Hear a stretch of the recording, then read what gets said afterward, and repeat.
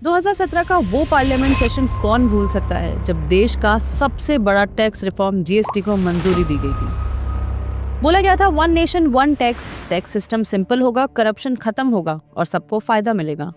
लेकिन रियलिटी में 8 साल बाद सरकार खुद जीएसटी का पूरा स्ट्रक्चर बदल रही है। तो सवाल अब ये उठता है कि ये सच में नेक्स्ट जनरेशन रिफॉर्म है या फिर पिछले मिस्टेक्स का रिपेयर वर्क। देखिए, जीएसटी का आइडिया बुरा नहीं था। मल्टीपल टैक्सेस की जगह एक सिंगल टैक्स जो कि सुनने में एकदम परफेक्ट लगता है, जिससे बिजनेस इजी होगा, इन्वेस्टमेंट आएगा और आम आदमी को भी फायदा होगा। पर जब जीएसटी ग्राउंड पर आया तो सीन अलग था। मल्टीपल स्लैब्स लाए गए, जैसे 5%, 12%, 18%, 28% प्लस सेस। सिंपल के नाम पे कॉम्प्लेक्स हो गए। हर छोटी ट्रांजैक्शन पोर्टल पर फाइल करने से छोटे ट्रेडर्स का जीना मुश्किल हो गया।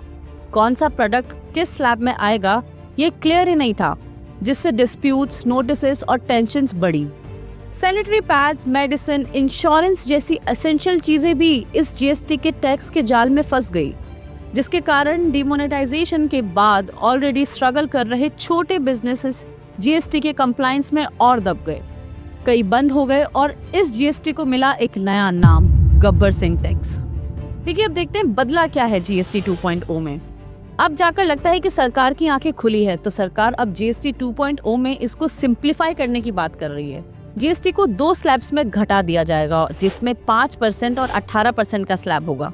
रोटी, चपाती, education items, insurance, life saving medicine जैसी एसेंशियल चीजों को जीरो जीएसटी में रखे जाने की बात की गई है। डेली यूज की चीजें जैसे सोप, टूथपेस्ट, नमकीन अब 5% के स्लैब में आएंगी। Small cars, bikes, AC, TV 28% से घटाकर 18% तक के स्लैब में रखी जाएंगी। लेकिन इसके साथ ही एक बड़ा बदलाव है। लग्जरी चीजें जैसे सिगरेट्स, लग्जरी कार्स और 300 सीसी से ऊपर की बाइक्स पर अब 40% तक का टैक्स वसूल किया जाएगा, ताकि पहले वाला सेस हटाकर टोटल टैक्स सेम रहे। हेल्थ केयर सेक्टर में बूस्ट लाने के लिए इंश्योरेंस और मेडिकल चीजें सस्ती की जाएंगी। सरकार का लॉजिक है कि रेट कम होंगे तो कंजम्पशन बढ़ेगा, प्रोडक्शन बढ़ेगा और टैक्स कलेक्शन लॉस रिकवर हो जाएगा। देखिए, अब इस जीएसटी 2.0 को हम पॉलिटिकल एंगल से भी देख लेते हैं। ये जीएसटी 2.0 की टाइमिंग इंटरेस्टिंग है। बिहार और बंगाल में इलेक्शन पास है, रूरल पॉपुलेशन काफी बड़ी है और ऐसे में एसेंशियल चीजों पर जीएसटी कट करने से वोटर कनेक्ट होगा और सरकार को इसका फायदा मिल सकता है। फेस्टिवल सीजन आने वाला है, जिसमें खरीदारी नेचुरली बढ़ जाती है और ऐसे में रेट कट करने का असर तुरंत दिख सकता है। ग्लोबल स्लोडाउन के बीच डोमेस्टिक डिमांड को पुश करना भी जरूरी है।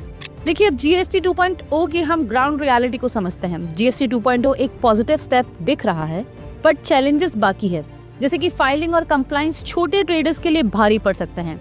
रेट कट का बेनिफिट कंपनीज खुद रख सकती है, इसलिए हमें सुनिश्चित करना होगा कि जो बेनिफिट है कंज्यूमर तक पहुंचे।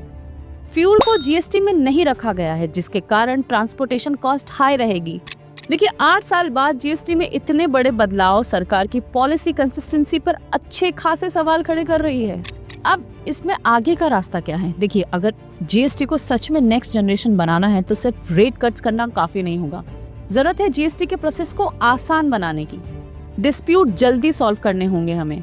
फ्यूल को जीएसटी में लाना होगा, टैक्स बेस बढ़ाना होगा, ट्रांसपेरेंसी और अकाउंटेबिलिटी भी इम्प्रूव करनी होगी। देखिए, जीएसटी 2.0 को हम रिफॉर्म भी कह सकते हैं और डैमेज कंट्रोल भी।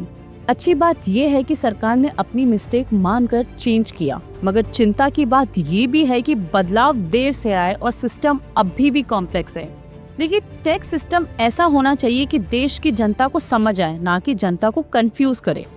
जीएसटी 2.0 का असली टेस्ट अब शुरू है। देखते हैं ये इकोनॉमी को स्पीड देगा या फिर हेडलाइंस बनकर रह जाएगा। आपको क्या लगता है? अपनी राय कमेंट सेक्शन में लिखना ना भूलें और चैनल को सब्सक्राइब कीजिए ऐसे ही बने रहने के लिए।